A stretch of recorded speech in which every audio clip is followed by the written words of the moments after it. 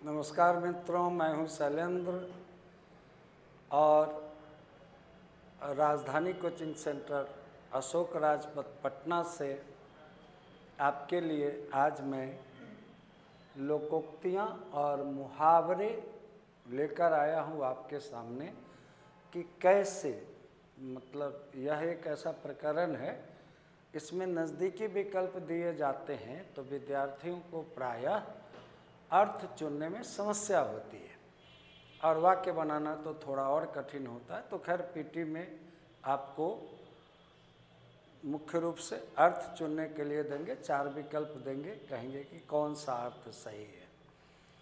तो बहुत संभावना है कि ये सिविल कोड कलर की जो पीटी की परीक्षा है उसमें कुछ मुहावरे और लोकोक्तियाँ आपसे पूछ लिए जाएं। तो मैं चाहता हूं कि पहले आपको इनका कंसेप्ट दे दूं। जैसे ये बहुत सारे मुहावरे हैं और बहुत सारी लोकोक्तियाँ हैं, तो उतनी बातें करने से तो कोई फ़ायदा नहीं है। यहाँ जो है सो राजधानी कोचिंग सेंटर के साइट पर, इंस्टाग्राम पर, सभी पर ये जो दिख रहा है आपको बोर्ड पर वो उपलब्ध है, वहाँ से आप खोलकर पढ़ सकते हैं। और जो ये सामग्री डाली गई है वह यह ध्यान देकर डाली गई है कि वो परीक्षोपयोगी हो, परीक्षा में आपको उससे थोड़ी सहायता हो सके, तो उस तरह से आप अपना अध्ययन करिएगा। मैं पहले इसके कंसेप्ट पर बात करता हूँ कि कैसे इसका अर्थ चुनते हैं। अर्थ चुनेंगे कैसे, एक आध मुहावरा लेते हैं। सपोज अच्छा पहले से ही शुरू करते, अंगारों पर पैर रखना। तो अंगारों पर पैर रखना का सीधा अर्थ हुआ कि आग पर पैर रख देना, जलती हुई चीज, जलते हुए गोईठे पर पैर रखना। तो ये तो अर्थ होगा नहीं, तो यह अर्थ क्यों नहीं हुआ? तो सबसे पहले मुहावरे और लोकोक्ति की प्रवृत्ति को हमें समझना होगा कि इसका उद्भव कैसे हुआ, ये जन्म कहाँ से लेते हैं, किसने बनाया इनको। तो प्रायः हम लोग सोचते रहते हैं कि विद्वान लोग, साहित्यकार लोग जैसे प्रेमचंद, निराला, जयशंकर प्रसाद, बहुत सारे जो अनेक साहित्यकार हैं, जैनेन्द्र कुमार, बड़े कथाकार, उपन्यासकार, वे लोग अपनी कथाओं में, उपन्यासों में इनको डालते होंगे और वहाँ से प्रचलित होता होगा। ऐसा है नहीं। वास्तविकता यह है कि यह श्रमिक समाज की देन है।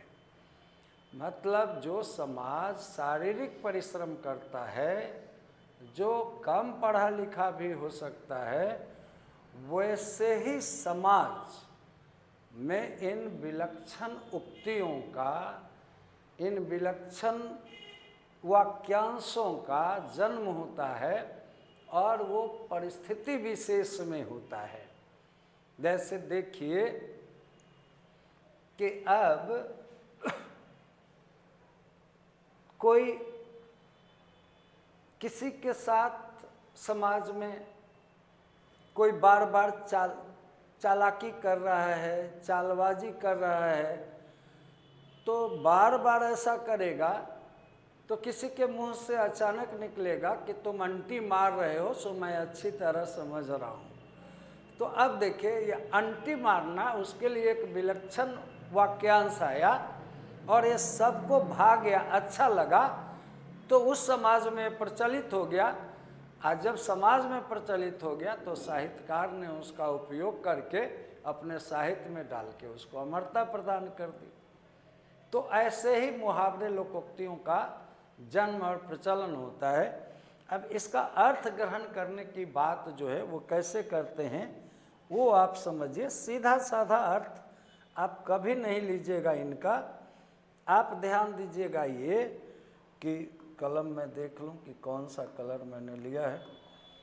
तो आप ध्यान रखिएगा कि शब्द की 3 शक्तियां होती है। एक होती है अविधा, एक होती है लक्षणा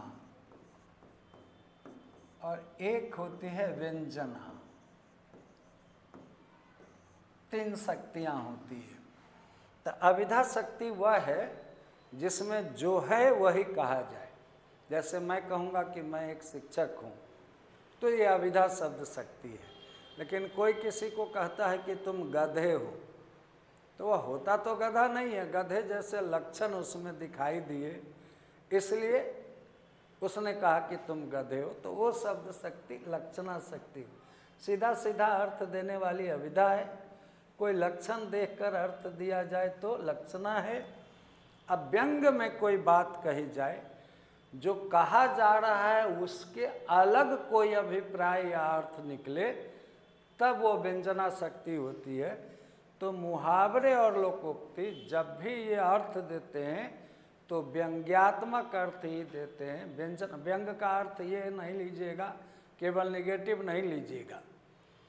ये व्यंजना है, शब्द की वह शक्ति है। जैसे सूरदास जी का भ्रमर गीत जब आप पढ़ेंगे, सूर सागर में भ्रमर गीत प्रसंग, तो आप देखेंगे कि गोपियाँ उद्धव जी से जो बात करती है उसमें व्यंजना शक्ति का बहुत ज़्यादा उपयोग हुआ है।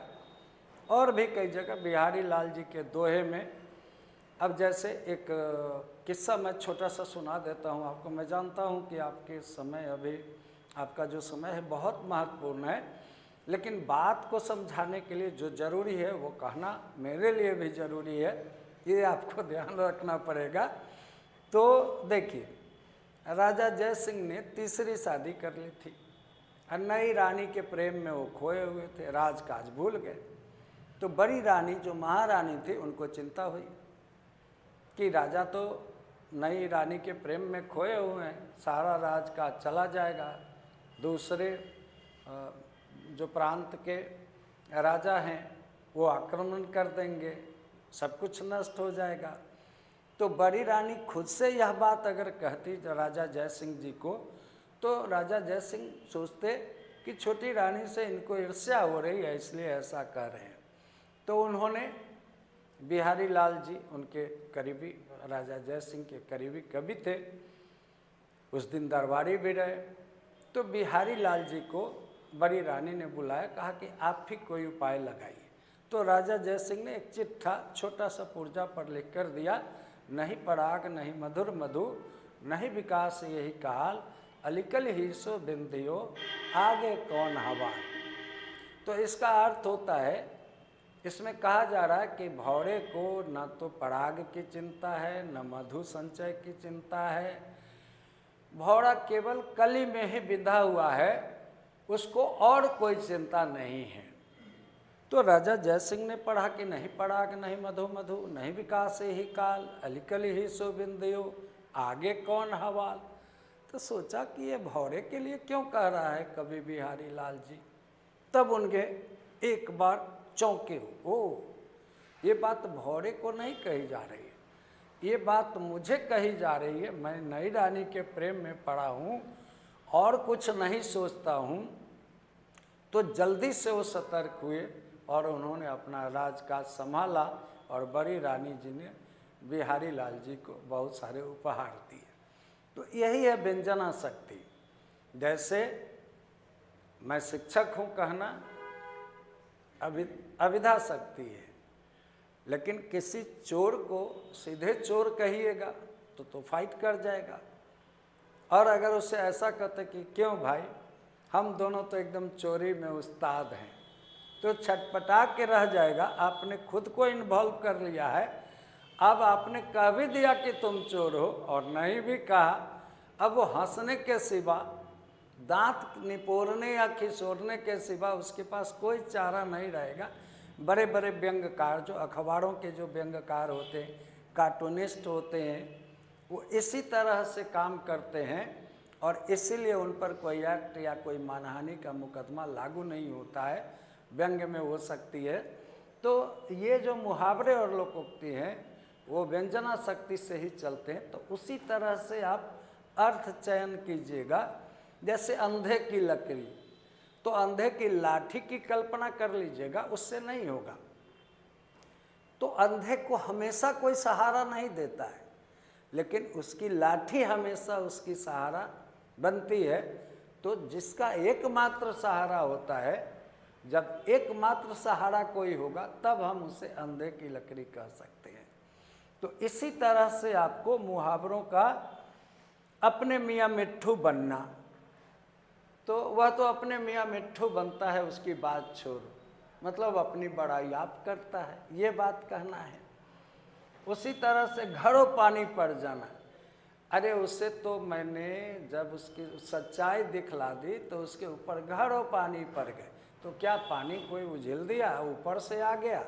ऐसा तो था नहीं, मतलब वो बहुत शर्मिंदा हो गया, बहुत लज्जित हो गया।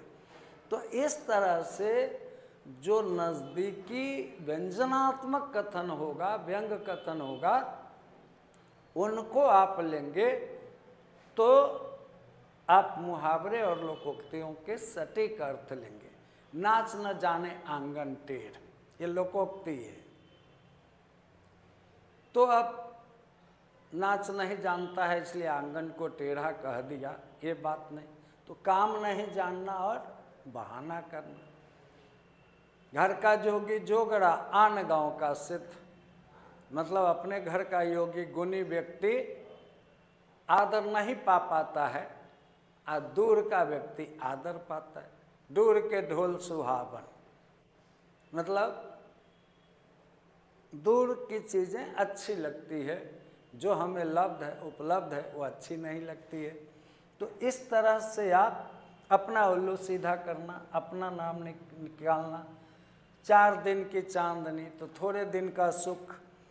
तो इसी तरह से जहर उगलना तो अपमानजनक बातें कहना। तो इसी तरह से आपको इन चीज़ों का ये जो है आपको लेना है। अरियल टट्टू, तो टट्टू धीरे धीरे चलने वाला, तो अटक अटक कर जो काम करता है उसको स्लो जो काम करता है, टाल मटोल करके करता है, तो उसको अरियल टट्टू कहते हैं। 8 आंसू रोना तो बहुत पछताना, बुरी तरह पछताना। आस्तीन का सांप, अब आस्तीन में ही सांप हो, अगल बगल हो तो बच भी सकते हैं, आस्तीन में हो तो क्या करेंगे? ऐसे भी हाथ से भी हटाना चाहेंगे तो डंक मारेगा। तो करीबी जो मित्र होता है वह जब धोखा देता है तब उसको आस्तीन का सांप कहते हैं, कपटी मित्र को। तो इस तरह से आपको ये समझना है। तो इस तरह से आप जब ये समझते जाएंगे तो आपको ये सहूलियत मिलेगी। अब देखिए, वहीं से मैं शुरू करता हूँ। अंगारों पर पैर रखना, जानबूझकर हानिकारक कार्य करना, वाक्य भी बना दिया गया है आपकी सुविधा के लिए, जबकि वाक्य पूछते नहीं हैं लेकिन बात आपके दिमाग में अटके इसलिए। अंगूठा दिखाना, समय पर धोखा देना, अंटी मारना, चाल चलना, अंधे की लकड़ी एक ही सहारा, अक्ल पर पत्थर पड़ना, बुद्धि बिगड़ जाना, भ्रष्ट होना, अड़ियल टट्टू, मुंह देखकर काम करने वाला या अटक अटक कर काम करने वाला, अपना उल्लू सीधा करना, अपना काम निकालना, अपने मुँह मियाँ मिट्ठू होना, अपनी बड़ाई आप करना। तो 8 आंसू रोना, बुरी तरह पछताना, आस्तीन का सांप, कपटी मित्र। उसी तरह से यहाँ देखिए, खटाई में पड़ना, झमेले में पड़ जाना, रुक जाना, मेरा काम मेरी फाइल तो कटाई में पड़ गई है, मतलब झमेले में पड़ी हुई, कब उसका क्या होगा पता नहीं। गिरगिट की तरह रंग बदलना, मतलब बात बात पर बदलाव लाना, एक रंग ढंग पर न रहना। गुदरी का लाल, तो गरीब के घर में गुणवान व्यक्ति होना, घरों पानी पड़ जाना, लज्जित होना। 4 दिन की चांदनी, थोड़े दुख का सुख, जहर उगलना, अपमानजनक बात कहना, उल्टी गंगा बहाना, तो प्रतिकूल कार्य करना, जूते चाटना, चापलूसी करना, टट्टी की ओर शिकार खेलना, छिपे तौर पर किसी के विरुद्ध योजना बनाना, तूती बोलना, प्रभाव जमना, 3-13 होना, तो तितर बितर हो जाना। तो इस तरह से कुछ जो सेलेक्टेड चीज़ें थी वो यहाँ दी गई है। और आपको फिर से मैं बता देता हूँ कि जो 4 विकल्प दिए गए होंगे तो नज़दीकी विकल्प डाले जाते हैं कि कन्फ्यूज़न हो थोड़ा सा, लेकिन थोड़ी सी समझदारी अगर आप लेंगे, उसको उससे एक वाक्य फ्रेम करके देखेंगे, इसीलिए यहाँ वाक्य दिया गया है। तो अपने मन में आप वाक्य बनाएंगे, कॉपी पर नहीं बनाना है। कॉपी पर चूँकि वो केवल अर्थ ऑप्शन टिक करने के लिए देंगे, तो वाक्य कहाँ से आप बनाएंगे। तो अपने मन में वाक्य बनाकर देखेंगे अर्थ, जैसे अपनी खिचड़ी अलग पकाना, तो इसका मतलब ये कि घर से दूर खिचड़ी पकाना, अलग हटकर खाना बनाना, ऐसा नहीं है। लेकिन जब से उसकी नौकरी लगी है अपनी खिचड़ी अलग पकाता है, मतलब घर से अलग हो जाना, परिवार से अलग हो जाना। तो इस तरह से मुहावरे और लोकोक्तियों के अर्थ लेते हैं। तो ये सारा का सारा जो मटेरियल है वो साइट पर उपलब्ध है, इंस्टाग्राम पर उपलब्ध है, राजधानी आप सर्च करिएगा। और मुझे विश्वास है कि मैं तो नहीं जानता हूँ कि क्या पूछेंगे, लेकिन अगर पूछते हैं मुहावरा लोकोक्ति तो शायद इनमें से आपके लिए कुछ न कुछ उपयोगी चीज़ें निकल आएगी, इसी विश्वास के साथ। और मैं आपके लिए शुभकामना करता हूँ कि आप पीटी पास करके आइए, फिर डिस्क्रिप्टिव के लिए हम लोग आगे की तैयारी करेंगे। आपने वीडियो को देखा, लाइक किया, सब्सक्राइब किया, इसके लिए आपको बहुत बहुत धन्यवाद।